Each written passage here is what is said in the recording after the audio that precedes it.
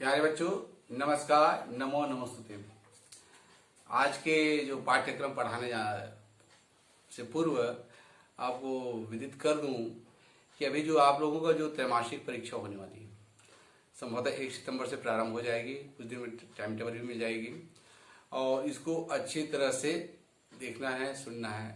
तो आपका जो सिलेबस है, जितना भी पढ़ाया गया है, संधि, समास, कृदंत, अव्यय, और आज एक बच गया था, उसको वाच्य परिवर्तन कहते हैं। वॉइस अंग्रेजी में वॉइस कहते हैं। वॉइस दो प्रकार के हैं, एक्टिव वॉइस और पेसिव वॉइस, लेकिन संस्कृत में 3 हैं, कर्तवाच्य, कर्मवाच्य और भाववाच्य। इस तरह से व्याकरण जितना पढ़ाया गया देखेंगे। जहां पर समझ में नहीं आया है उसको आप पुनः देख लेंगे। क्या आप फार्मूला तो से भी जानते हैं कि आप YouTube में चले जाएंगे और मेरे नाम से आप लोग वाकिफ नहीं होंगे। निषाद तो बोलते, लेकिन ऐसे में नहीं आएगा। पुरुषोत्तम निषाद लिखेंगे, पुरुषोत्तम निषाद लिखेंगे और YouTube से आपका पूरा चैनल मिल जाएगा। और याद करना कि आपके मेमोरी कार्ड से वो बाहर आ जाएगा, उसको देख लेंगे। तो ये अभी जो पाठ होगा, 4 पाठ आएंगे। कौन से हो गया?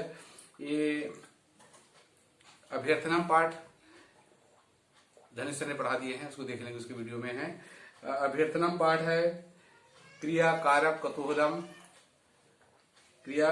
कतूहलम सुभावस्थानी और परिवार लघु एवं वरम। आपको भेजा गया था इसी पूर्व में, परिवार लघु एवं वरम का शायद अच्छा लगा होगा, ऐसा मेरा मानना है। और क्रिया कतूहलक जो काव्य पंक्ति है, श्लोक है, उसको आप अच्छी तरह से कल पढ़ लेंगे, सुन लेंगे, परीक्षा की पूर्व तैयारी कर लेंगे और जितने भी आएंगे अच्छे ढंग से आएंगे। वस्तुनिष्ठ में तो लिखना है बेटा, अभी काफी में लिखना नहीं है, लेकिन और इसके पूरा आपको विदित कर दूं कि कभी भी स्कूल खुल सकता है, क्लास लगेगी, वहां पर फिर देखेंगे।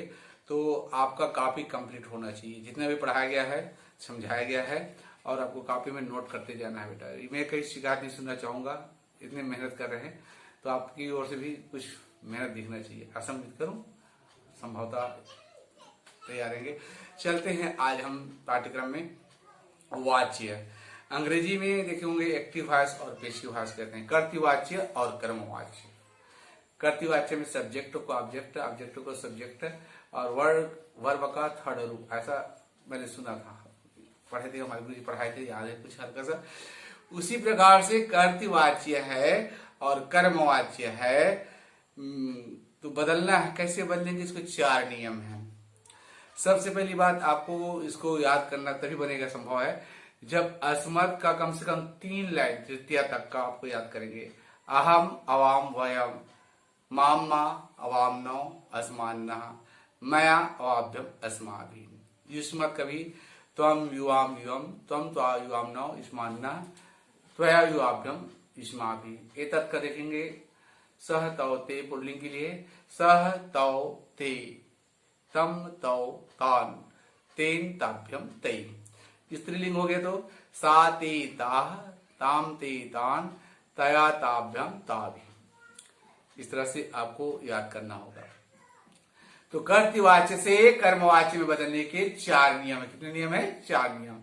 सबसे पहली बात है, जो प्रथमा विभक्ति लगा है उनको तीसरा में बदलना। जैसे अहम है तो तीसरा क्या होगा? अहम को देखेंगे एक वचन में है। कौन से वचन में? एक वचन में है, प्रथम विभक्ति है अहम। तो अहम, अवाम, वयम, माम, मा, अवाम, नौ, अस्मान्नः, मया। तो पहले के स्थान में तृतीय देखेंगे मया, और जिस वचन में है वही उसी को डालें। जैसे अहम एक वचन में है तो आपको मया एक ही लिखेंगे, ठीक है। द्विवचन में है, अवाम है, तो क्या हो जाएगा? मया अवाभ्याम। बहुवचन में जैसे वयम दिया हुआ है तो वयम की जगह में क्या लिखेंगे? अस्माभि, यानी पहला को तीसरा कर देंगे। वाक्य 3 शब्द दिए रहेंगे, कर्ता कर्म, है ना। अहम, अवाम, वयम 3 ही शब्द दिए रहे। जैसे अहम त्वाम पश्यामि, अहम त्वाम पश्यामि 3 शब्द दिया है। तो अहम पहला नियम कहेंगे, अहम को क्या करना है? तीसरा में बदलना। तो अहम का तृतीय क्या हो जाएगा? अहम, अवाम, वयम, माम, मा, अवाम, नौ, अस्मान्नः, मया। तीसरा क्या है? मया, एक वचन में। तो अहम के स्थान पर क्या लिख देंगे? मया। दूसरा नियम है, यदि वाक्य में कर्म अर्थात द्वितीय, जैसे अस्मत् को द्वितीय देखेंगे अहम, अवाम, वयम, माम, माँ, अवाम, नौ, अस्मात, ना। ये शब्द आ जाते उसको हटाकर क्या करेंगे, उसको पहले में डालेंगे। जैसे अहम, अवाम, वयम, ये हो गया। अब यही मुख्य कर्ता बन जाएगा। यही क्या बन जाएगा, मुख्य कर्ता बन जाएगा। अब मुख्य कर्ता जिस पुरुष और जिस वचन में है, हमारे प्रत्यय भी उसी के अनुरूप लगेंगे। चौथा नियम, धातु है परस्मय पद का, धातु किसमें रहेगा, परस्मय पद का, और उसको बदलना किसमें है, आत्मनेपद में। जैसे देखेंगे, एक लिखा है, शायद दिख रहा है वीडियो, अहम, अवाम, अहम त्वाम पश्यामि, अहम त्वाम पश्यामि, ये कर्तृवाच्य है। कौन से वाच्य है, कर्तृवाच्य है, ये वाच्य। अब इसको बदलना है किसमें, कर्मवाच्य में। तो अहम के स्थान पर क्या देंगे, अहम उत्तम पुरुष से कुछ अहम कारक से चलाएंगे, अस्मत् का पहले प्रथम विभक्ति में अहम है। ये पहला के स्थान में आपको क्या करना है, तीसरा। अहम के स्थान पर क्या है, तीसरा मयाम। तो आम देखेंगे युष्मत का द्वितीय एक वचन है। कौन सा है, द्वितीय एक वचन है। ये द्वितीय को क्या करेंगे, नियम या कर्म को, अर्थात द्वितीय को प्रथमा में रख दो, तो आम के स्थान पर क्या हो जाएगा, त्वम। अब यही जो त्वम है मुख्य कर्ता हो जाएगा। क्या हो जाएगा, मुख्य कर्ता। और मुख्य कर्ता जिस पुरुष और जिस वचन में है, हमारे प्रत्यय भी उसी पुरुष और उसी वचन में होंगे। जैसे सर्वनाम 9 प्रमुख है। अहम उत्तम पुरुष में अहम, अवाम, वयम। मध्यम पुरुष में त्वम, युवाम, यूयम। अन्य पुरुष में सह, तव, ते। स्त्रीलिंग में सा, ते, ता। नपुंसकलिंग में तत्, ते, तानि। ये है, याद रखना होगा। इसी कारण तीनों का। अब त्वाम द्वितीय है, कर्म अर्थात द्वितीय को किसमें बदलना है, प्रथमा बदल दिए। तो त्वाम के स्थान पर क्या आ गया, त्वम आ गया। तीसरा, मुख्य कर्ता जिस पुरुष और जिस वचन में है।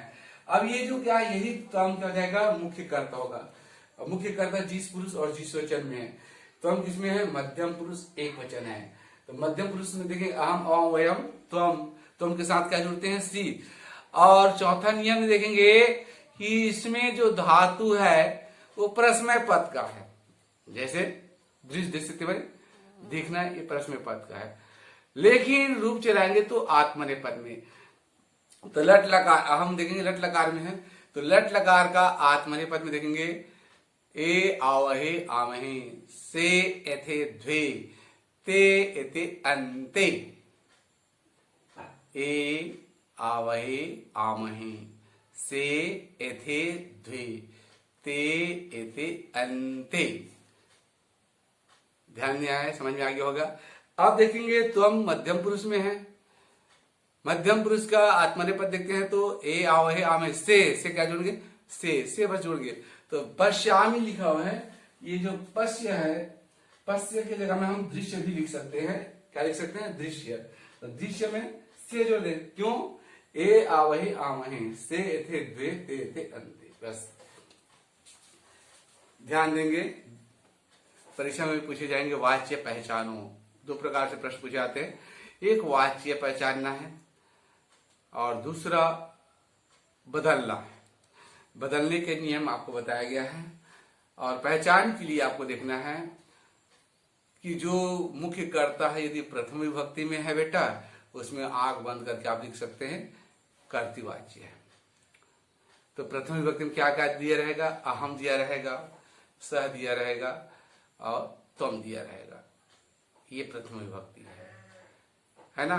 तो समझ जाना, उसमें क्या लिखेंगे आप, कर्तृवाच्य पर आप टिक लगाएंगे। जिसमें मया लिखा रहेगा, जिसमें मया लिखा रहेगा और तम लिखा रहेगा, ताम लिखा रहेगा, पुनः सुनिए, मया, तेन और तया लिखा रहेगा, उसमें आपको कर्मवाच्य मिलेगा। यानी तीसरा विभक्ति। अस्मत् का तृतीय क्या है, मया। त्वम का तृतीय विभक्ति हो जाएगा त्वया, और एतत् का होगा तेन, या स्त्रीलिंग में तया। 4 जो लिखा रहेगा समझ जाओगे वो क्या है, कर्मवाच्य है। इससे हट करके देखेंगे भाववाच्य। आपने तीसरा विभक्ति, तीसरा जो वाच्य है वो भाववाच्य। अभी शक्त नाम आपने पढ़ा होगा, भाववाच्य। जैसे निर्धन है, निर्धन का भाववाचक क्या होगा? संज्ञा धातु में ता जोड़ दो, ता जोड़ दो तो क्या हो जाता है? वो भाववाच्य बन जाता है। जैसे निर्धन का निर्धनता, दीन है दीनता, धर्म परायणता, ता जुड़ता है, समझो वो भाववाच्य, उसके भाव क्या है। तो भाववाच्य बदलने के लिए भाववाच्य परीक्षा पूछे जाएंगे बेटे, इसका हम ध्यान देंगे। जिसमें तृतीय विभक्ति लगा है उसमें कर्म नहीं दिया रहेगा, सिर्फ स्यते जुड़ा रहेगा। जैसे तेन हस्यते, क्या लिखा रहेगा? तेन हस्यते, अंतिम में ते लिखा, दो ही शब्द लिखा गया, एक तो मुख्य कर्ता होगा और उसके साथ में जो प्रत्यय लगा रहेगा, ठीक है। उसमें बीच का शब्द नहीं रहेगा, दो ही शब्द रहेगा। जिसमें ते जुड़ा है समझ जाओ वो भाववाच्य। तीनों पूछे जाएगा, अक्सर अभी परीक्षा पूछे जाएंगे, बहुत ज्यादा रहेगा। इस कारण इतना याद रखेंगे, जिसमें प्रथमा विभक्ति हो कर्तृवाच्य है, जिसमें तृतीय विभक्ति लगा हो वो कर्मवाच्य है, जिसमें सिर्फ दो ही शब्द दिया रहेगा मुख्य कर्ता और धातु प्रत्यय वो भाववाच्य है। इतना जानकारी रखना है, अच्छी तरह से देखना बेटा। अभी जो परीक्षा होगा आप कितना पढ़ाए हैं, क्या है, पढ़े लिखे हैं, हम तो वीडियो रोज पढ़ा रहे हैं, भेज रहे हैं, पता है हम आपको देख नहीं रहे हैं ना सुन नहीं रहे हैं। आप हमसे आंख मिचौली ना करें किसी शिक्षक से बेटा, आपका ये निजी धन है। आपका जैसे किसी ने मोबाइल पकड़ लिया और कुछ नाटकबाजी करेंगे, आप जिस क्रोध में आ जाते, क्यों? क्योंकि वो आपका निजी धन है। घर में बहुत सारे वस्तुएं हैं जो आपका, उसको बहुत सुरक्षित रखते हो। तो बेटा उसी प्रकार से ये जो ज्ञान है वो आपका निजी धन है, और इस धन को अया जना विदंती जनंती वासा विद्या, विद्या सरिसाम धननाम धर्मस्ती है, न चौरहार्यम न भातृभाज्यम। भावार्थ समझ में आया? जो आपके पास जो विद्या है, सब चीज का घर में बंटवारा हो जाएगा बेटा, जमीन जायदाद खेती बाड़ी सब बंटवारा होगा। अब ये नहीं कहेंगे छोटा भाई अरे आप हमारे बल पर आप पढ़े हो, जितना पढ़े उसको आधा ज्ञान को दो, कोई बांट सकता है क्या? नहीं।